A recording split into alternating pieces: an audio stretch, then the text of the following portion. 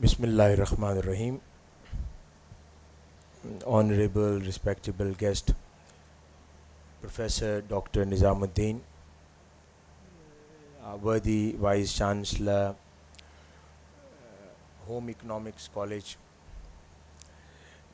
Professor Dr. Kamal,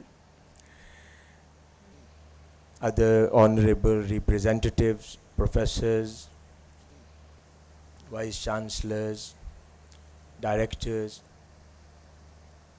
representatives of various higher education institutions and universities of Pakistan, senior librarians, information managers, most respected, worthy Vice Chancellor, Minhaj University, Lahore, Professor Dr. Aslam Ghori, Pro Vice Chancellor, Minhaj University, Lahore, Dr. Shahid Suroya, Registrar, Director Administration, other honorable directors, representatives of various departments, faculty members, lecturers, dear participants, ladies and gentlemen. I would like to thank Allah Almighty for blessing us again with an opportunity to bring a good number of intellectuals from all over Pakistan and abroad to come together and discuss such an important topic under the banner of this conference.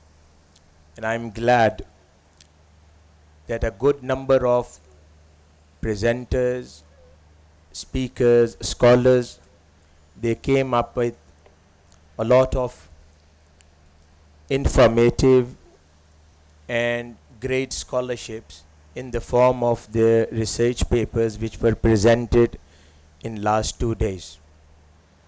There were foreign and national prominent intellectual and speakers who were invited to speak on this specific topic. They were around 10.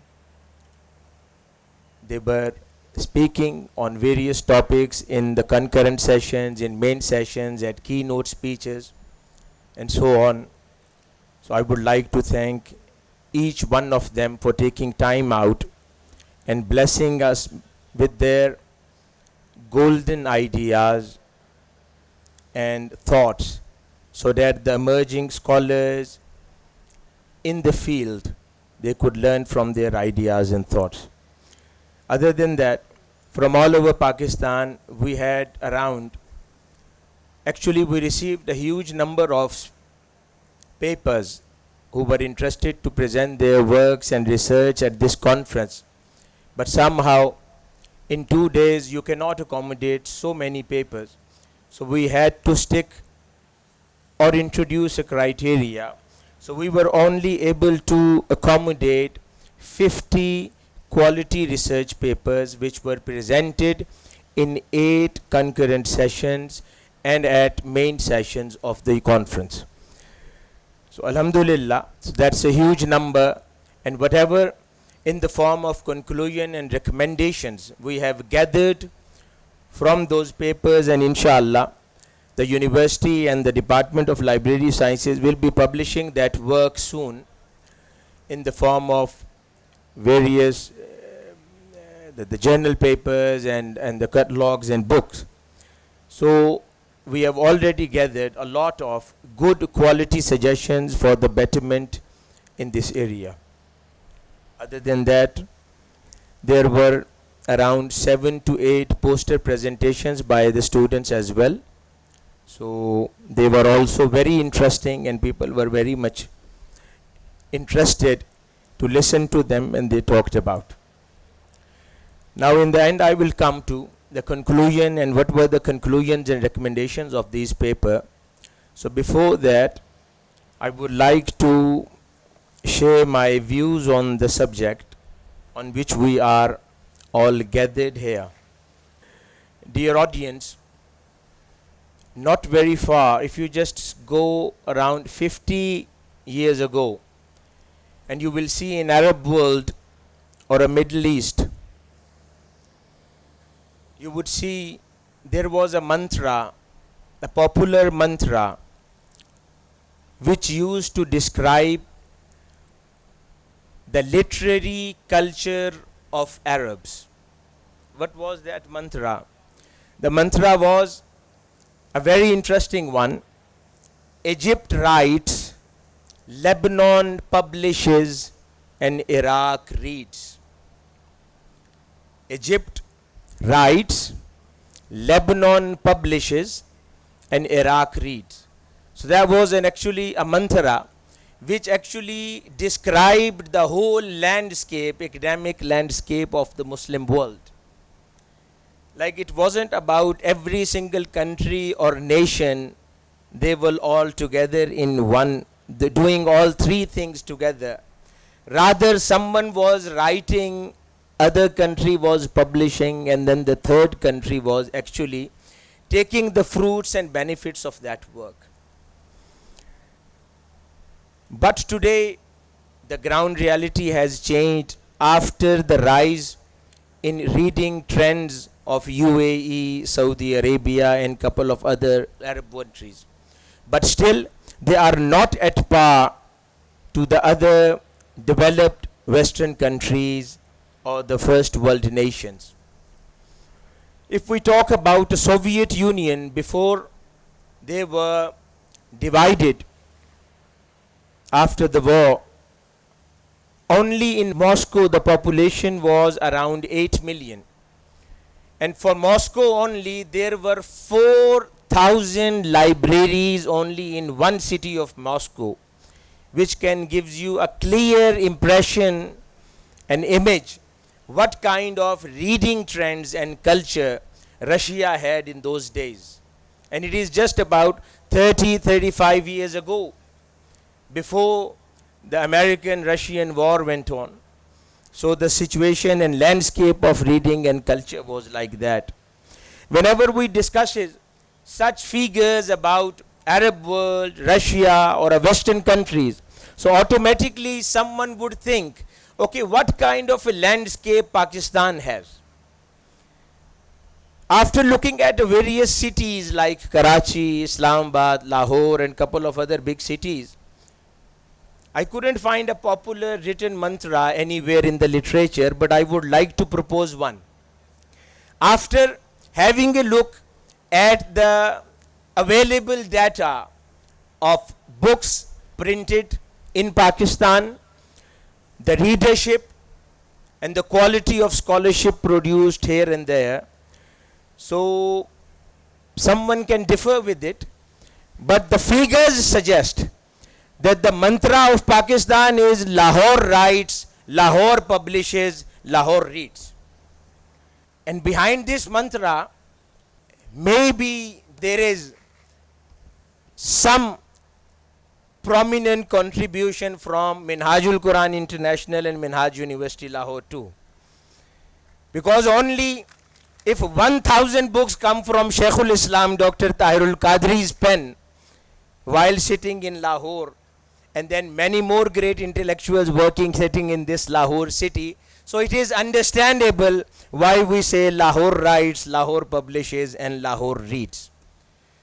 But still, that is not up to the mark, because for the people or a nation of 22 crores, one city working, one city writing, one city publishing, and only one city having an interest in reading is not enough to give a life to a nation which could emerge as a first world nation in the world. So we are actually nowhere. If we look at the libraries, we would easily know there have been so many surveys, national and international. They describe the different figures about the number of libraries, the number of books. volumes, hard copy volumes, digital resources available to the libraries, institutions, universities. You name them. There are number of dozens of recent surveys. They will tell you the true picture. But what comes out of it as a conclusion from all those surveys, that Pakistan does not have a sufficient number of libraries. And if whatever the number of libraries are still there, people, they do not visit them enough. Yes, there are a couple of permanent residents in those libraries. Someone can ask what those permanent residents are. They are rats, cockroaches, in some cases termites. But that is the truth. You go to various libraries, sometimes you will find the bookshelves are locked for years. And if you go and ask the librarian, do you know where the keys are? They would tell you, I have put them somewhere. So give me a little time to think. So this is the reality of the library. And at the same time, people and staff working at the libraries, that is another bitter reality. The kind of behavior, politeness, attitude. This is what I'm talking, because you all belong to this industry. You are going back to your libraries again and to work there after finishing this conference. So every single bit of it is necessary to understand what has gone wrong, why we are not able to attract our people, the next generation, the youngsters, the youth to our libraries, why we cannot bring them close enough so that they could attach themselves to the books, to the literature, and with the love of the books. So somewhere our behavior is a hindrance too. The people working at libraries, people walking, and someone go there and ask someone about a book third time, he would come back in a really harsh manner. Like he was asking for some kind of a big loan from him or her. Whereas someone working in libraries, he has a job. He has been given employment for that purpose. He get paid for it. And if he has that kind of a behavior with the visitors, with the students walking in those libraries, so how you can attract those people towards the love of the book, towards the reading habit? You cannot, unless you adopt. But to be honest, having said that, what kind of behavior usually you see in libraries, to be honest, I would say, around the people in our society, if you happen to see or come across the most courteous man or a woman, again they would belong to the library industry. So interestingly, both extremes belong to the same industry. So the courteous ones are there too. So they can be our role models in the industry, from whom we can learn from our attitude to the technical digitalization skills and so on and on. The digital economy and many more those technical things of library sciences, they can come. But the first thing what we would do to become a right human being for the job, with the right kind of behavior, with the right kind of attitude, with the right kind of motivation.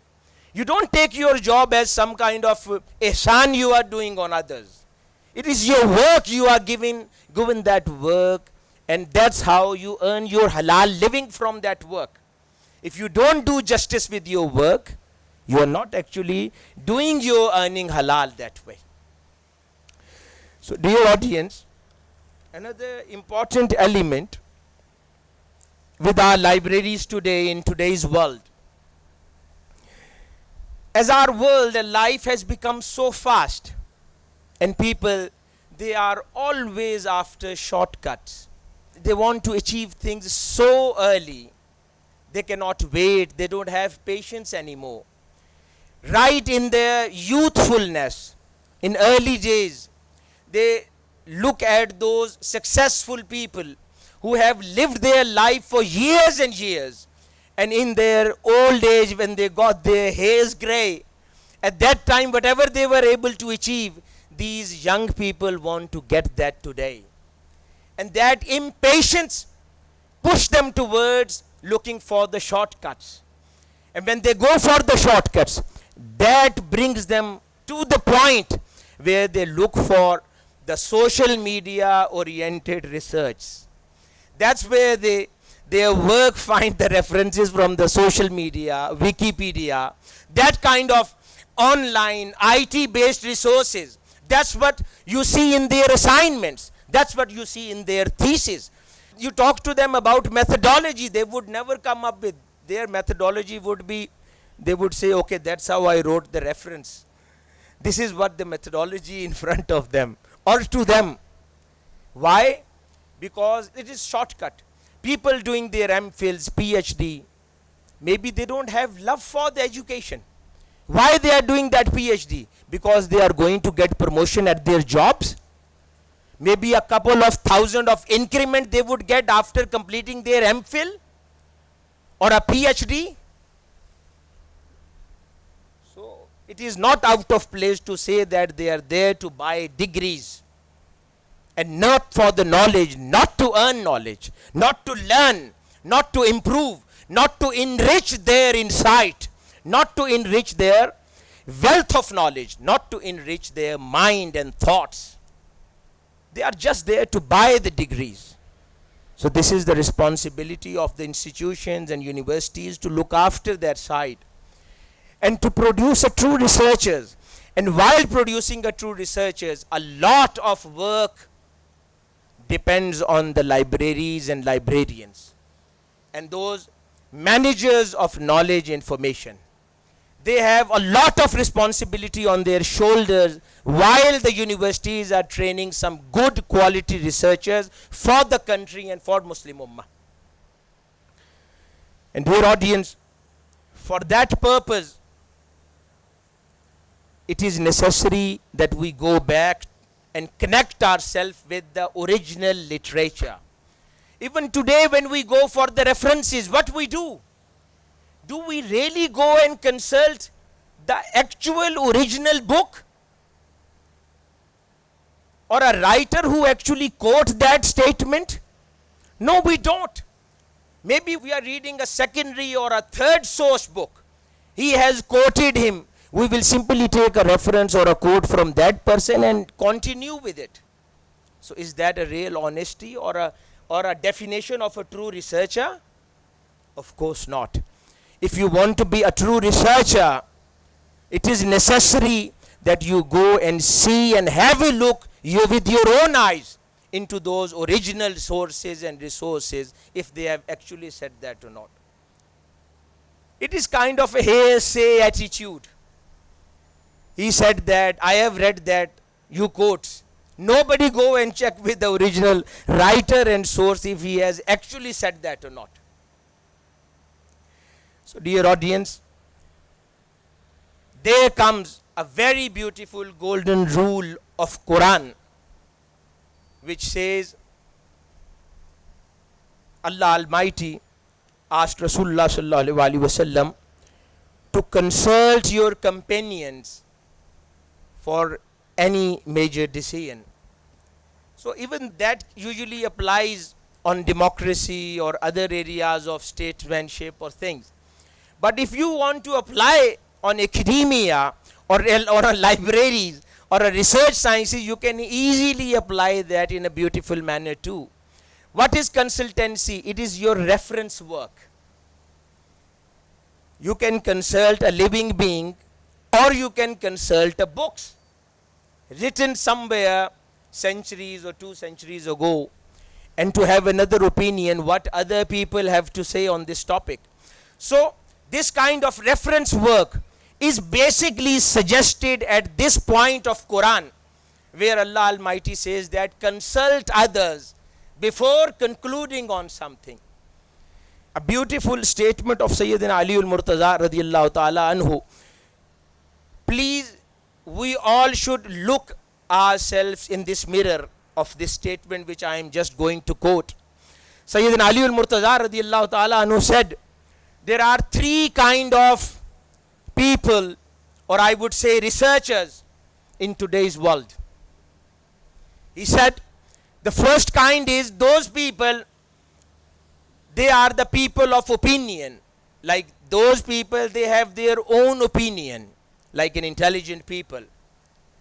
And still they consult with others to be on safe side, to be confident, or to get more ideas, to have a right conclusion. So the people with their own opinion and still consulting with others, does not matter if someone is younger or older than someone. It is a consultancy. So the people keeping their own opinion as well as consulting with others. So he said that whosoever has these two qualities together, he is a true and a complete researcher. Then he said that if somebody just sticks to his own opinion, he is a man of opinion, but he does not bother to consult others, his peers or her peers, he is still a researcher, but he calls him a half researcher, or I would say half-baked researcher. If he does not bother to consult others because he is missing 50% of the spirit of research and just believing and depending on his own opinion. And then a very beautiful thing he said, and then the third category, people, they don't have their own opinion, the common people, and they don't want to consult too. They don't have their own opinion and they are not bothered by consulting with others. So he said that they are like a dead bodies walking on this earth. They don't have opinion, neither they want to consult others. So they are like a dead bodies. So it's a beautiful explanation what a researcher should be and how a researcher should be in sight of Sayyidina Ali al-Murtaza. And someone about whom Rasulullah sallallahu alaihi wasallam said that, I am a city of knowledge and he is door. If he tells the researchers that what makes you a right researcher, that means something. So, always as a researcher, either you are an MPhil student or a PhD student, or you go to a library for the research, even whatever opinion you hold, still try to consult others. You won't lose any honor in that process by consulting others and having others' opinion on everything you can ask on. Same you can adopt for your regular life. Seek opinion, ask for guidance, nothing wrong in it. And then another interesting statement in which Sayyidina Ali al-Murtaza radiyallahu ta'ala anhu said, he said, I tell you 6 features or 6 characteristics which can make you a good researcher. 6 characteristics which can actually make you a good researcher. If you does not have those, if you don't have those characteristics in you, you are not a researcher. The first, he said, someone, if he or she wants to become a good research scholar, he or she should be an intelligent person, an understanding one. Then research is your field. If you don't fall under that category, then there are many other areas of work which are respectable and good, then stick to those areas. Don't try your luck in research if you don't find yourself under this banner, intelligence and understanding nature. That's one thing. The second thing, he said, the person who wants to become a great research scholar, he should be greedy in seeking knowledge. He should feel greed in him or herself to seek knowledge. If he does not have that kind of greed, desire to acquire knowledge, again he is in the wrong field. The third thing, if he wants to become a good researcher, he or she should have patience in life. Nothing can be quick.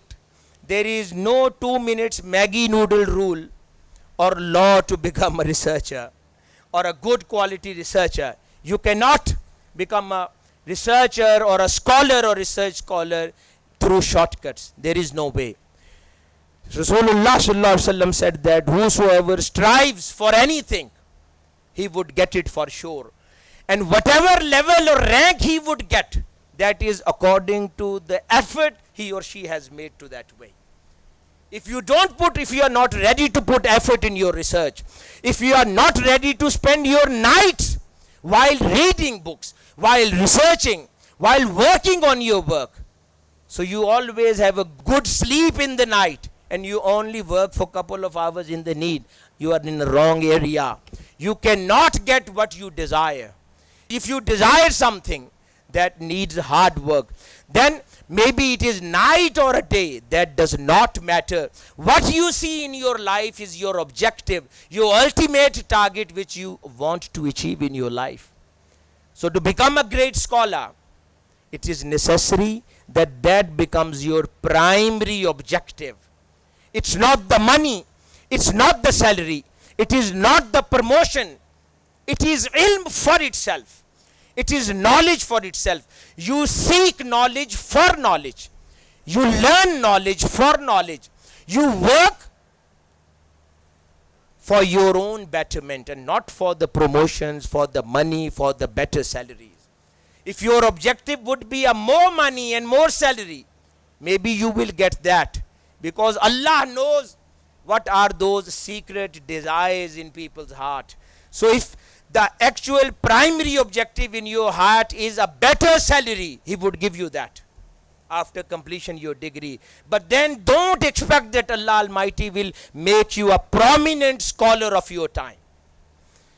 He would only do that if you sacrifice every other desire in your heart. It may be popularity, it may be money, it may be status, it may be promotion, whatever it is. And whatever it takes, you sacrifice every single desire hiding in your heart. Then only Allah Almighty will make you a prominent scholar of your time. And you will be respected forever. Dear audience, the fourth thing, the contented heart a research scholar should have. A greedy heart for wealth, a greedy heart for promotions, a greedy heart for the worldly aspects. A psychological point of view can tell you, okay, there is self-esteem, there is a need for it, and Maslow's theory. So there's so many things you can come up with an argument, but I am telling you humbly a very right thing. That whatever argument you come up with, either this is right hand or a left hand, you have to opt one. Either you sacrifice everything for the sake of knowledge, or you get everything but knowledge in your heart. And then the fifth point, Sayyidina Ali al-Murtada radiyallahu ta'ala anhu said, to become a good scholar, you have to have a good supervisor.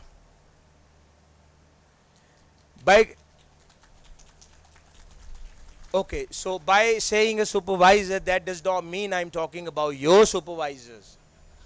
At MPhil and PhD levels, they all are great intellectuals. Supervisor can be a non-living too. Maybe a person who died much earlier.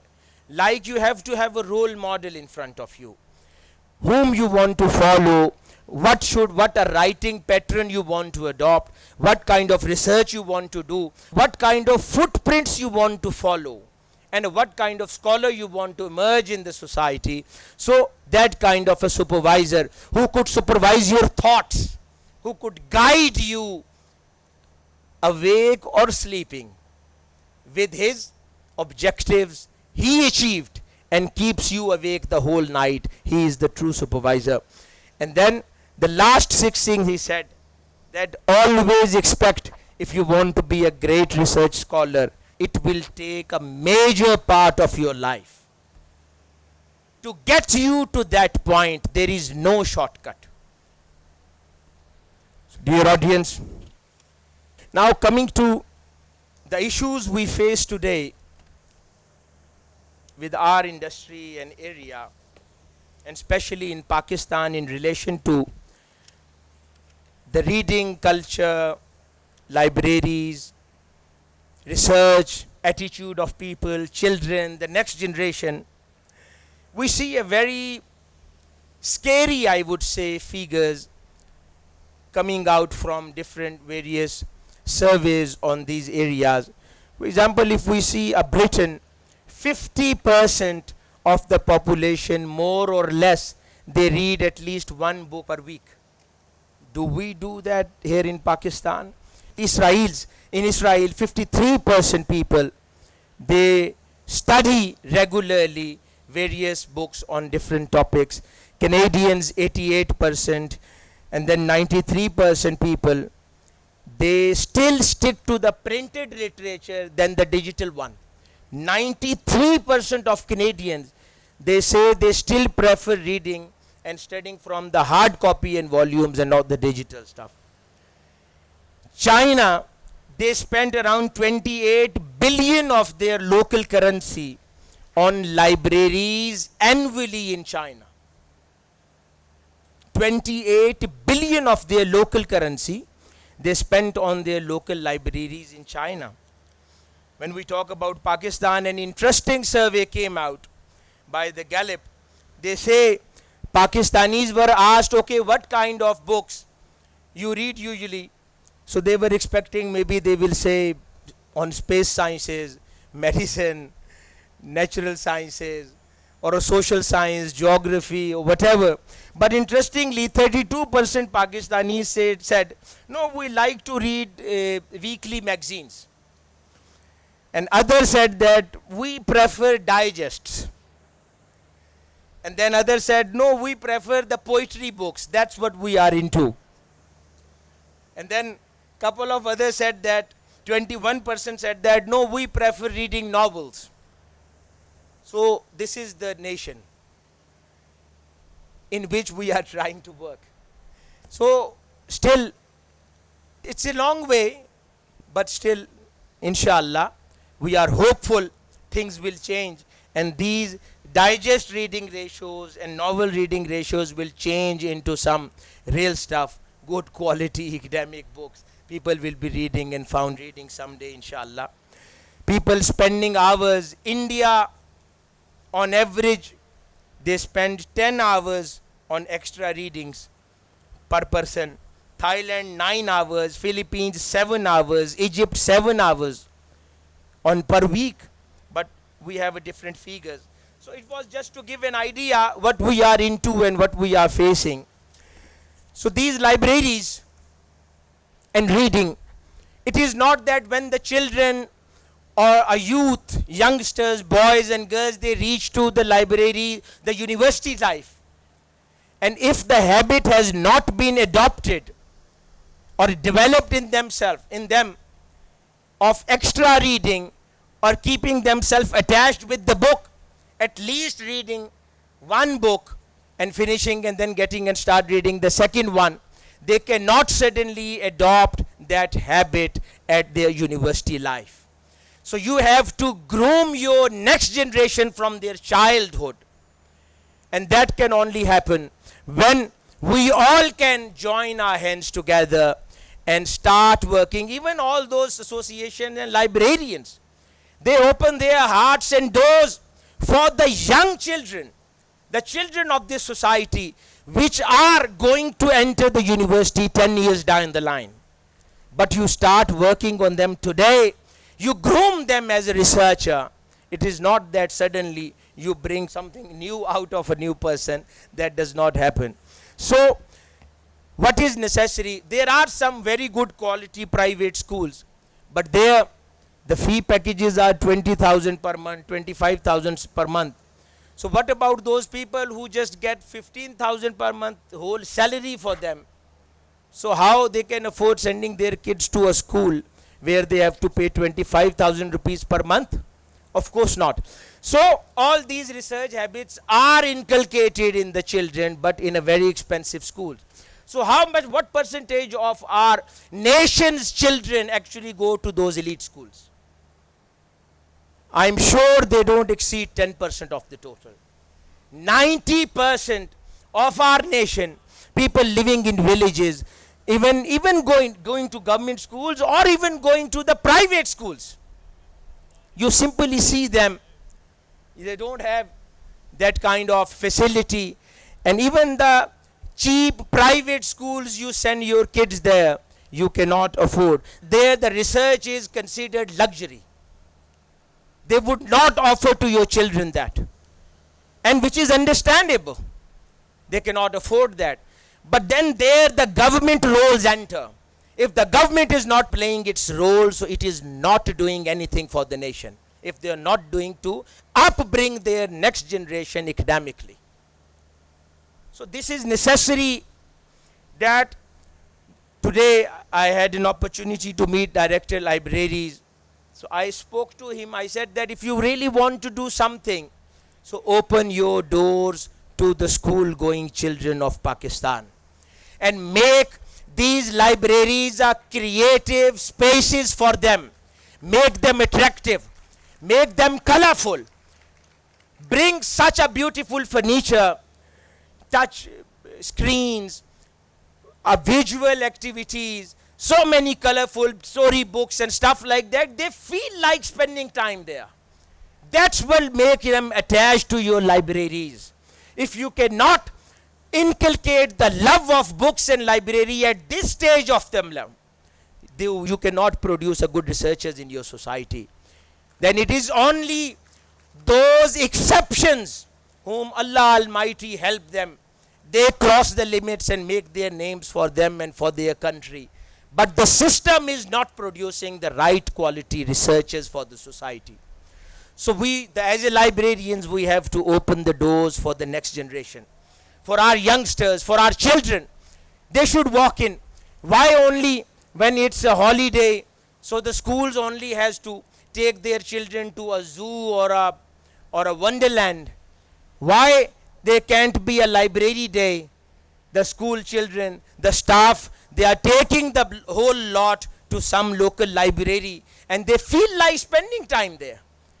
They open a children membership. Make it so attractive. I remember just a month ago, I was in Melbourne with my family. So my daughters, so there was a local town library there. So they used to go, my daughters with their mother, and sometime I accompanied them. So interestingly, so they have created such a beautiful place. Even I was feeling like sitting there and didn't want it to leave. And same was case with the children. They felt like spending whole day. So much academic games and activities for them. This is what you do for your generations to produce good researchers. That is one important thing for the children. And then the second, as a university level, we have to change our thinking. I'm coming towards the suggestions. We have to change our thinking at a higher level libraries. Why we only consider that our visitors are researchers, to university going researchers? Why we cannot come up with a strategy which could actually bring general public to our libraries? Why always we have presumed that the only visitor visiting our libraries would be something to do with the university? It should be for the people, the general public. So all you people are creative people doing degrees and stuff. So many new things you are introducing. Things, making things more easy and more attractive for the other people. But at the same time, you have to work on your marketing skills too. The librarians are not just there if you are heading that industry. So you have to polish your marketing skills. You have to market your libraries, your new products to the people. Why? New things comes up, new books, new arrivals, whatever is there. But we are not able to actually market properly and bring the audience into the libraries. So we have to polish our marketing skills. And we have to develop a reach out programs for sure. Every single library should do that. Whatever his jurisdiction is. If it is a public library, they should design a reach out plan for the local town and city. If it is a university library, should be open for the people. Bring more people in. plan something so that you can attract people towards you. Then only all these development, the digital e-resources and economy, whatever you want to introduce, that would only help if you have an audience there. If you don't have an audience, no visitors, so I'm sure you won't be much interested in teaching those rats and cockroaches, the permanent residents of libraries. So of course you need an audience there. So you need to work on your marketing skills to work hard and introduce. And I'm very much glad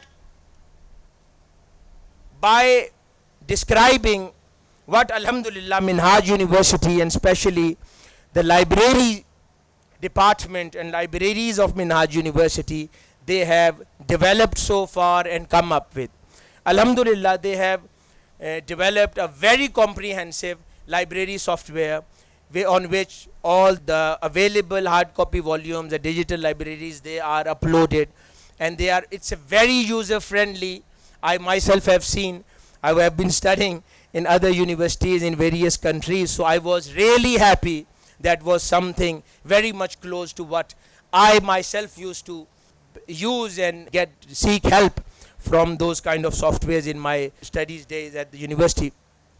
So that is very important. I would like that you all should appreciate our library department and our worthy librarian and under the leadership of our Vice Chancellor, Pro Vice Chancellor, the way they have worked to develop and facilitate our students.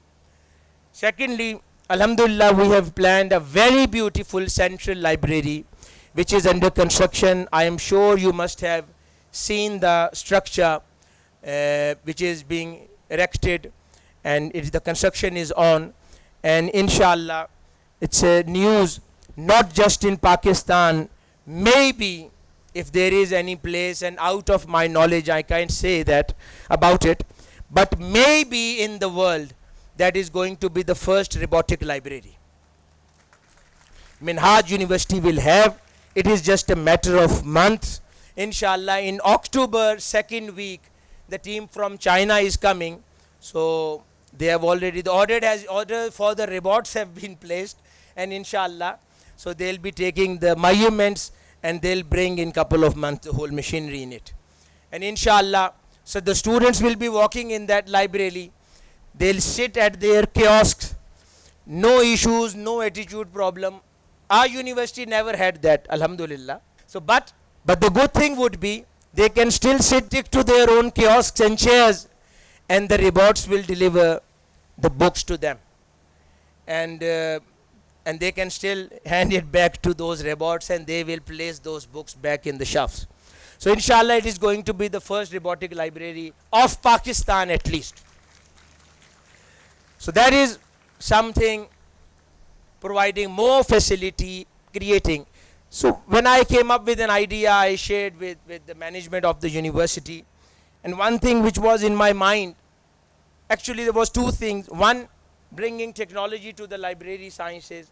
And at the same time, another important thing, what I said, do something to bring people in. That was something in my mind. Let's bring robots. If books are not attracting people enough to walk in the library, let's bring robots. They will at least come to see those robots and start reading books.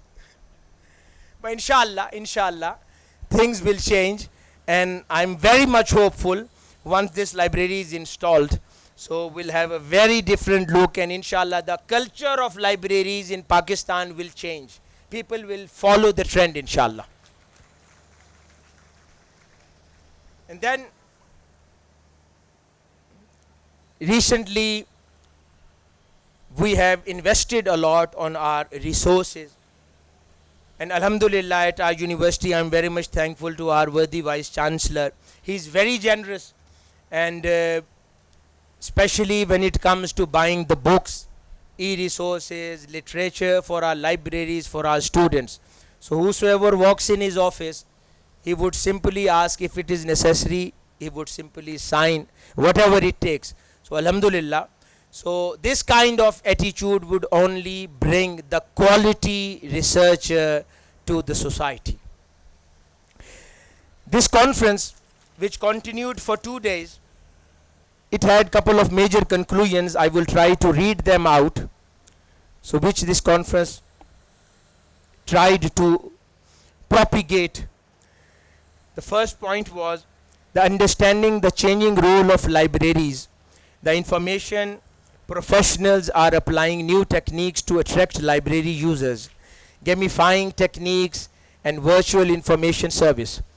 And then the second point, the participants were united to conclude that use of ICTs in libraries for transformation of knowledge repository into knowledge economy is essentially required.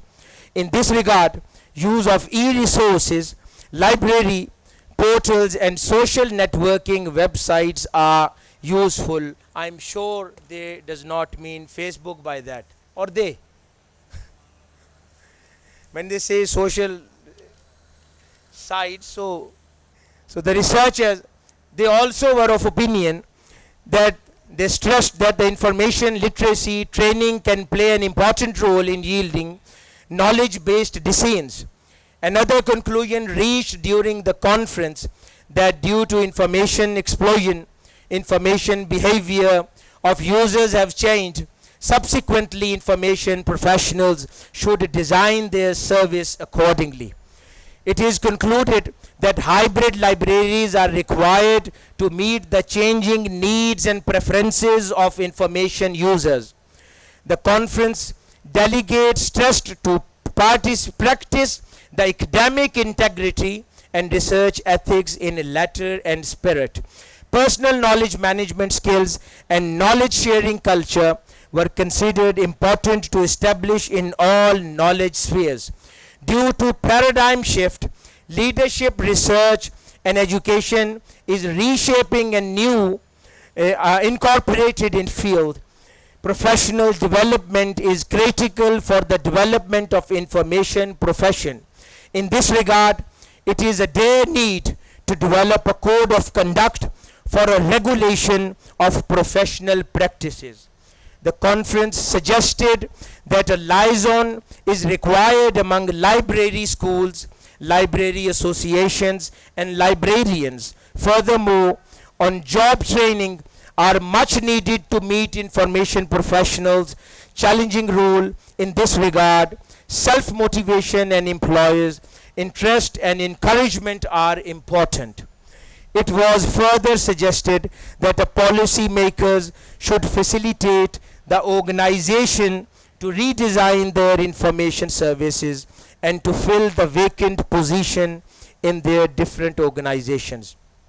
So these were the major conclusions of the various papers and research works presented in these 2 days, and I believe all these points are very important, and I agree that the kind of status and self-respect and of course monetary benefits which are needed to keep the librarians satisfied at their job, it is necessary that the university managements and the government managements who look after librarians in public sector and the private sector, they look after those people well who are very much important to develop the next generation of Pakistan and to take a good researcher out of them.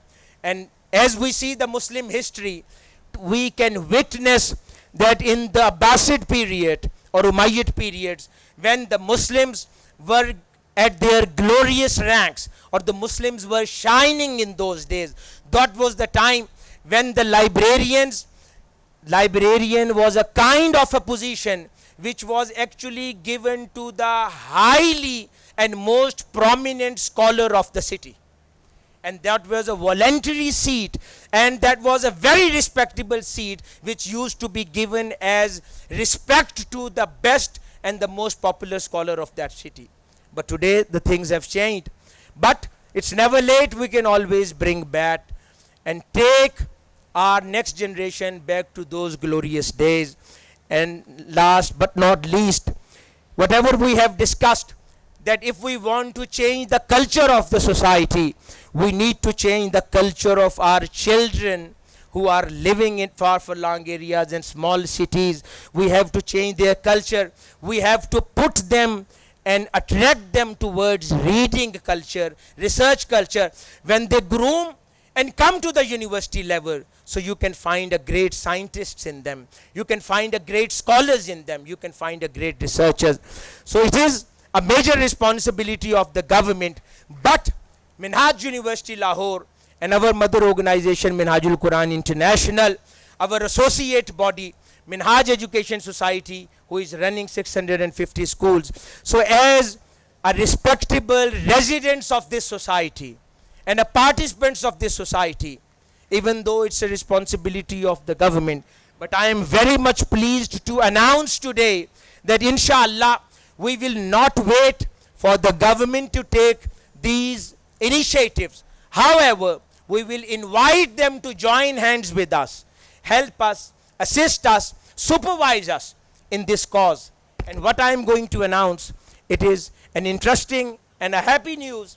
Inshallah, next year, our mother body, Minhajul Quran International, associate body, Minhaj Education Society, along with Minhaj University, and we are happy to collaborate with any private sector partner and as well as the government. Inshallah, we will organize a children literature festivals in 100 cities of Pakistan next year. And we will take this culture to the doorstep of this nation. We will take this culture to every single child of the house, so that they can learn, they can shift towards the reading culture. They can adopt and develop the love for the book, love for the reading, so that when they groom the lovers of reading, they would become a great researcher. Inshallah, early next year, we are starting that, and we will take this festival to 100 cities. And maybe it is possible that will happen at the same time. So 100 cities will have festival in same days, probably. But then we'll see the management how it goes, inshallah. But inshallah, 100 cities will have an opportunity to attend that. There will be a reading festival, competitions, writing competitions. There will be a gift, prizes for the children who would participate, so that a culture of reading could be promoted. We will involve and invite the publisher, book reading, story reading, whatever they want to do. So just we want the children, the parents to bring their kids in to those festivals, so that they enjoy it and a love for reading is introduced in them. I would like to thank once again all the dignitaries, guests, delegates who have attended this conference. And I appreciate that you have taken the time out, especially Dr. Nizamuddin, Dr. Kamal, and all other worthy guests who have been attending this conference for last 2 days. So I thank you all from the core of my heart. And then especially our partner, PLWO, that's what I believe, that's the way you call it. So very proud partners.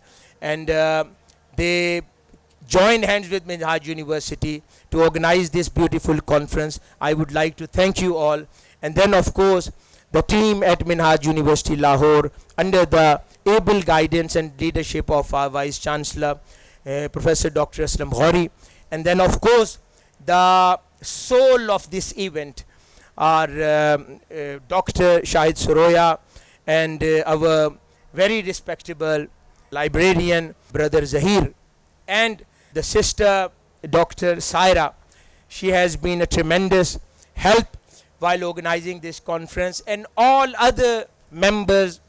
They have every single person who have been organized, our administration team, the venue team, the invitation team, the lecturers, the leaders, the guest management, VIP team, protocol team, all those teams and their heads. Every single person, one by one, I would like to thank you and congratulate you. And it is all your together effort. And this all happened, and the key word is togetherness. So togetherness always can make wonders for us and bring success for anything, for the university. May Allah Almighty bless us all and help us and provide strength to us, so that whatever we have said, so we could act upon, work for the society, work for the better cause, there is always a better cause than our own selves in the society. Thank you very much. Wassalam wa ma alayna illa al-balagh.